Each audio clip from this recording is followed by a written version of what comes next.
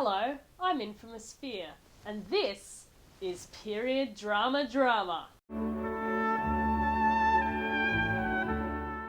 Jane Eyre by Charlotte Bronte, published in 1847, is not only a classic of Gothic literature, but it's also part of the canon of famous classic novels. Since the story itself is very well known, I'll try and be as concise as possible.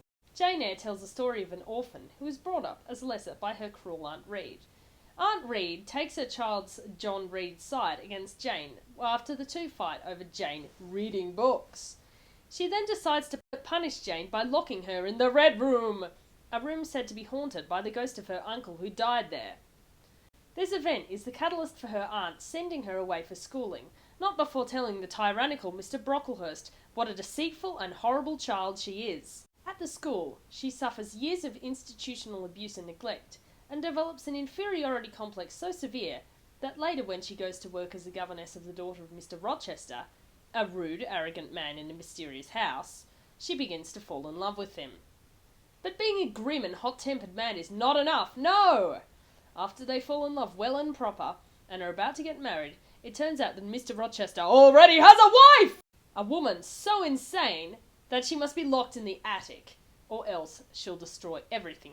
So Jane runs away, finds a deus ex machina in the form of some long-lost relatives, inherits a conveniently large sum of money, and then she has a premonition that something has gone wrong with Rochester! When she returns, she finds that the insane woman has burnt the house down, killing herself in the process and maiming Rochester. So now that he's mutilated and impoverished and she's rich, they can finally be together! Truly, it is a romance for the ages. Don't get me wrong, I love Jane Eyre, and it's a fairly good example of feminist literature. Yes, I said feminist.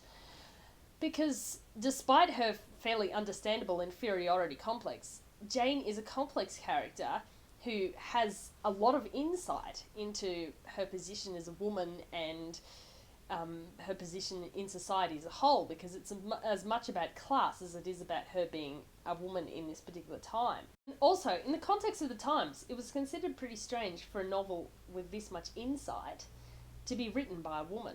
Originally, it was published under a male pseudonym. So considering what a classic Jane Eyre is, surely it's been brought to cinema multiple times in a way befitting its epic, gothic and brooding nature? Well, yes and no. This is actually a very hard novel to translate into film because of the novel's complexity. It's easy enough to cast someone like Mr. Darcy from Pride and Prejudice as first being arrogant and then later casting aside his reticence.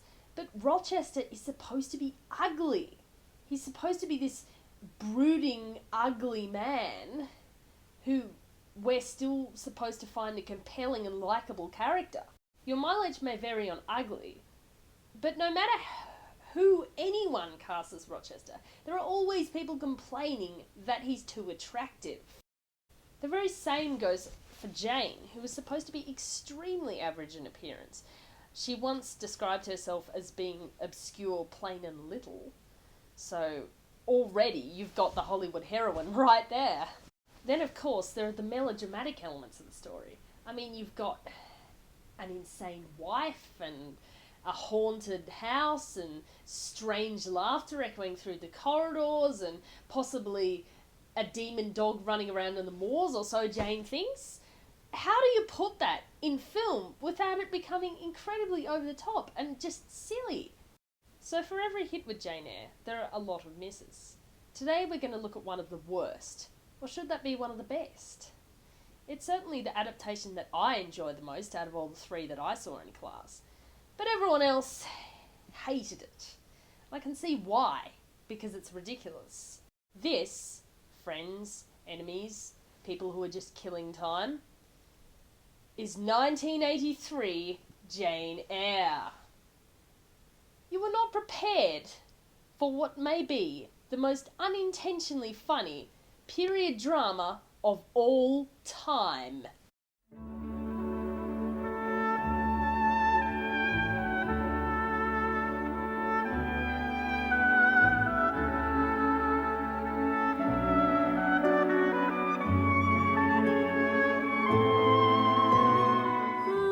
I think my illustration is a bit more appropriate for this.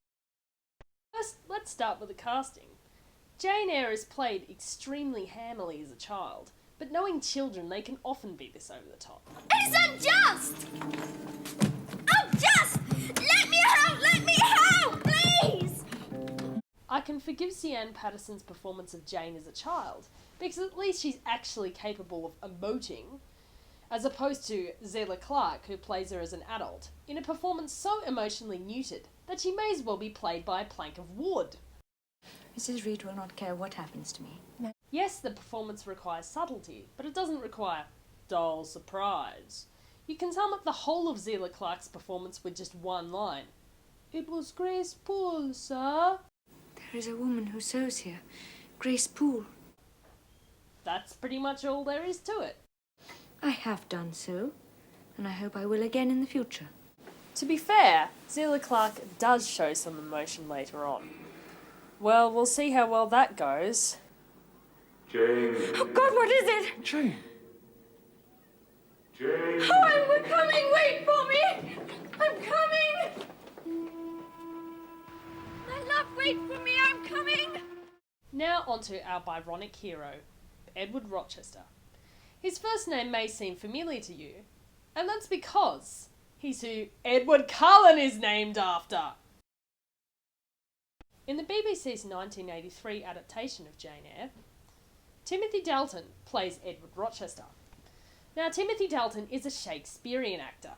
That phrase may set alarm bells ringing in your head because Shakespearean actor is usually code for ham, glorious ham! Okay, you are a Shakespearean actor.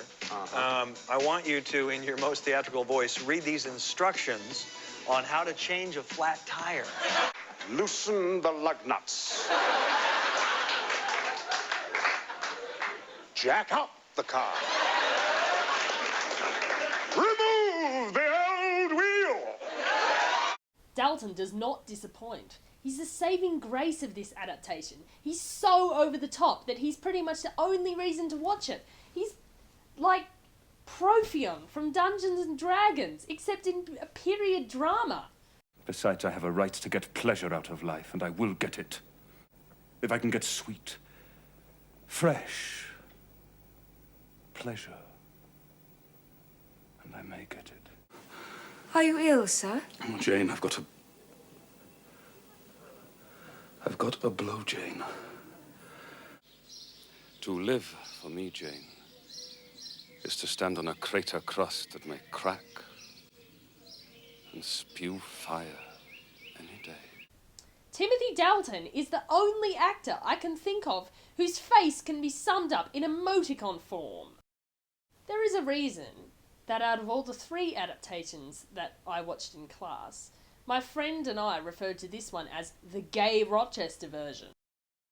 Jane and Rochester have absolutely no chemistry in this. In most of the scenes with Jane, Rochester is gazing distractedly into the distance, whereas when you give him a scene with a male co-star, the homoeroticism levels rise right through the roof.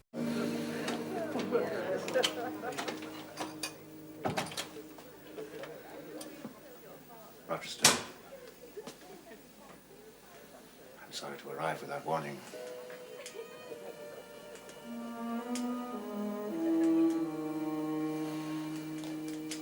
Mason, I don't like you going up there tonight. Not on your own. This isn't helped by the fact that being a TV series as opposed to a movie, this is one of the most complete adaptations of Jane Eyre ever made. Now, usually complete would be a compliment, but not when it includes the gypsy scene. Nail on the rug. It's in the face. It's about the eyes and the set of the mouth. I wonder with what feelings you came to me tonight. Now, when you're sitting in that window seat, do you think of nothing but your future school? Is there not one of your companions you think about? Is there not one face that you study? Is it known that Mr. Rochester is to be married? Ah, and to the beautiful Miss Ingram. Shortly. Appearances would make it seem so. But, Mother, I did not come here to hear Mr. Rochester's fortune. I came to hear my own. Ah, your fortune is yet doubtful. Chance has offered you a measure of happiness.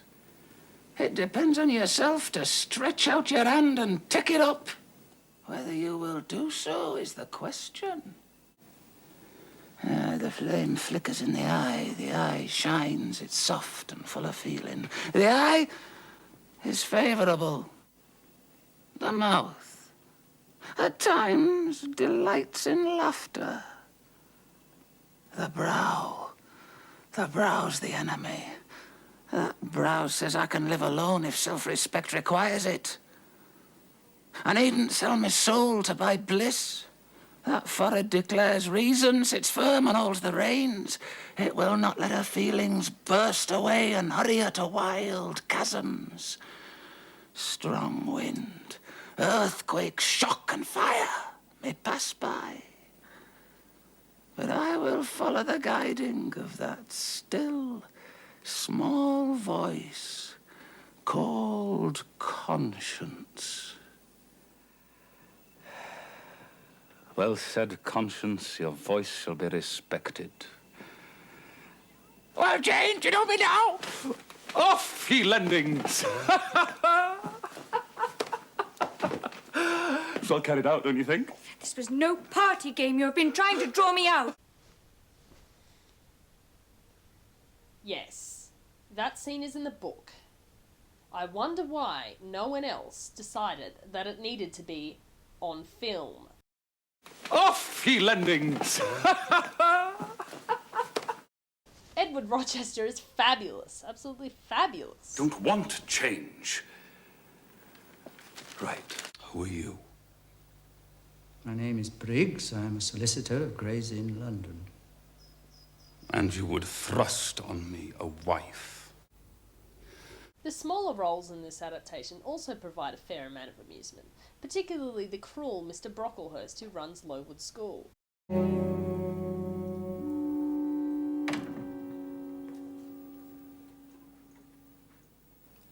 This is the little girl respecting whom I applied to. Her size is small. Who does a performance so ridiculous with such dodgy camera angles that I found it extremely hard to not burst out laughing in the middle of class. No sight so sad as that of a naughty child, especially a naughty girl. Do you know where the wicked go after death? They go to hell. And what is hell? Can you tell me that? A pit full of fire. And should you like to fall into that pit and be burning there forever?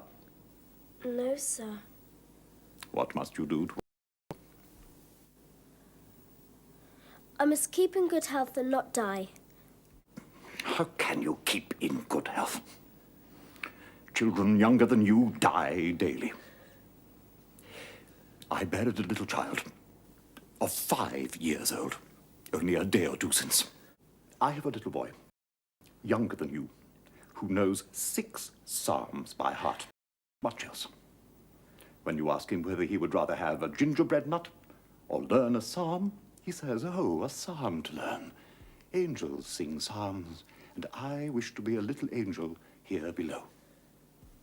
He then gets 2 nuts as reward for his piety. Okay, so they've cast slightly inappropriate actors as the lead roles, and they've made the adaptation as complete as possible, possibly to their detriment. So how did they do in terms of setting, cinematography, costuming, props, or budget? Laughably.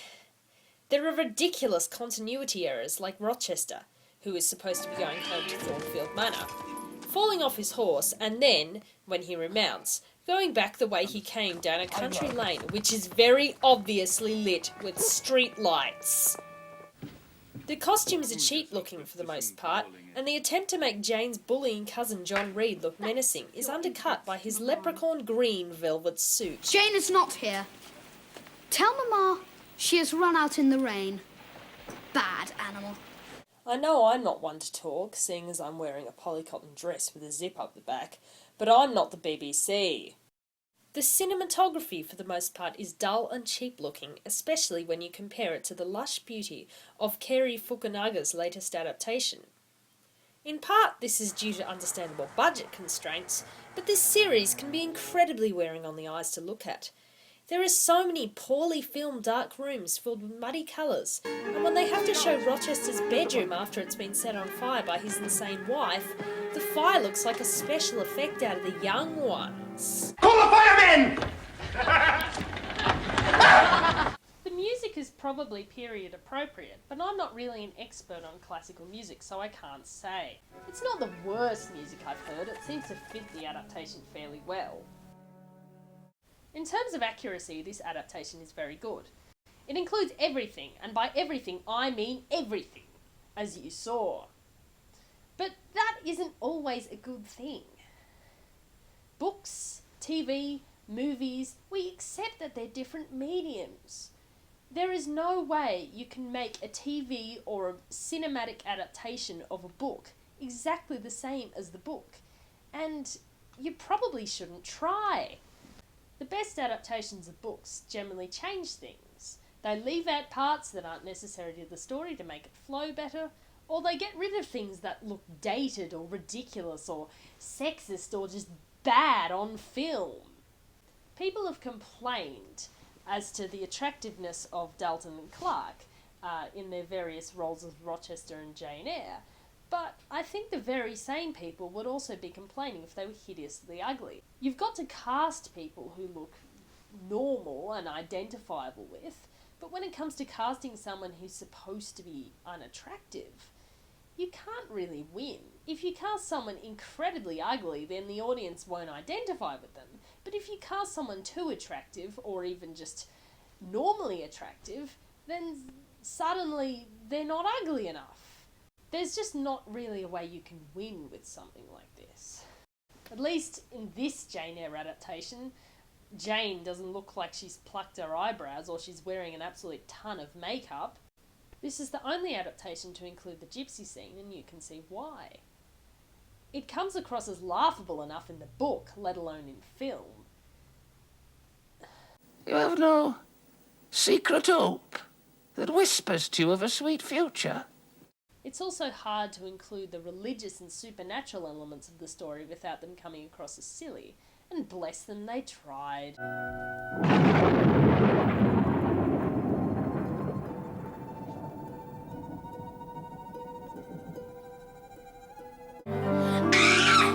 Let me out, please!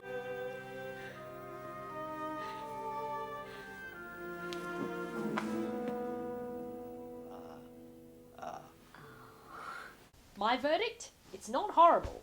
In fact, it's rather funny. It's certainly the only thing that I was forced to watch in class that I enjoyed enough to go out and buy myself, but that's just my personal taste. Most of the people I know who watched this hated it. They couldn't stand the stupidness, they couldn't stand the cheapness, and the hamminess, and the general ineptitude of the whole thing. It's like a tremendous avalanche of period drama fail. On the other hand, some people think it's legitimately fantastic because of the fact that it's such a complete adaptation and, well, as I said, Jane Eyre doesn't look like a supermodel. And other people just don't like Jane Eyre at all, which is understandable because it's melodramatic and in some ways a bit dated. I'd recommend it for Timothy Dalton's performance alone, which is a treat. But you'll probably have to go and watch something else with beautiful cinematography every now and again just to give your eyes a break. Those dingy houses really get to you. That was 1983 Jane Eyre, the gay Rochester version. And if you'll excuse me, I've got to blow, Jane! I'll have to go. There were 3 gypsies a come to my door, and downstairs ran this lady, oh. One sang high, and the other sang low, and the other sang bonny, bonny.